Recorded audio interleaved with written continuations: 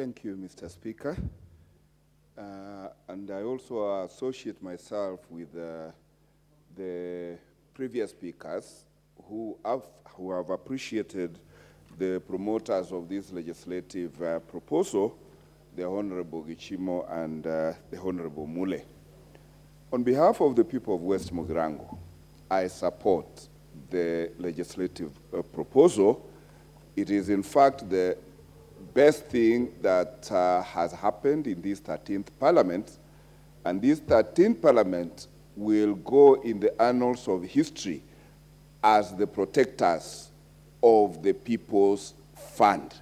CDF is not a parliamentarian's fund, but it is a people's fund. The level of poverty we have in this country is directly proportional to the level of education the families and households have got.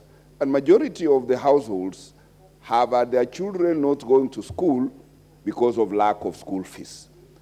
CDF has done miracles for many homes, and the last thing we want to hear, Mr. Speaker, is that there is any suit coming up again against the NG CDF. And the best way to insulate the NG CDF is to anchor it in the Constitution, as we are doing, because we will make Kenya proud when we all go home knowing that never again are our children going to be threatened with being sent home from school because there is no CDF support.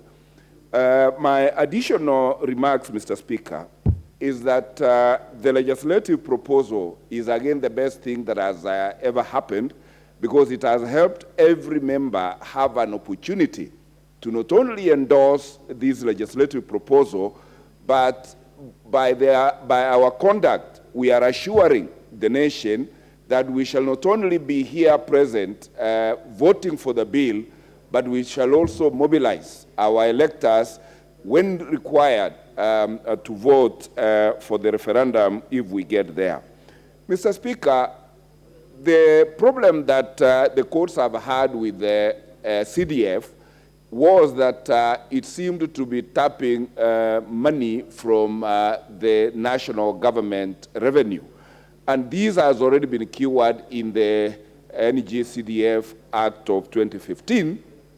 But while we know that the majority of the court's concerns have been addressed in the NGC CDF of 2015, the best way to bring an end to any attempt to sabotage the operations of CDF is to entrench it in the Constitution. And I think during the amendment bill debate, I see that since the NG CDF is performing some of the national government functions in the 4th schedule, we will be engaging the national government to use the constituencies as the most bottom unit for planning for development, so that as much as possible of the national government budget is cascaded to the constituencies, so that we make the constituency the most bottom unit of planning and development. And this government that has come into office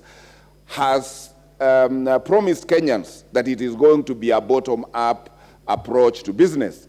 And indeed, this legislative proposal comes at the best time that there is coincidence in the thinking of the government in place and this 13th Parliament in creating synergy between their dreams and what this 13th Parliament is going to do.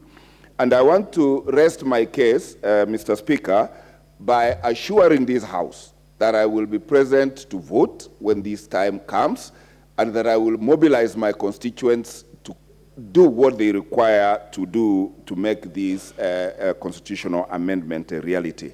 I beg to support. We are doing so well. Thank you so much.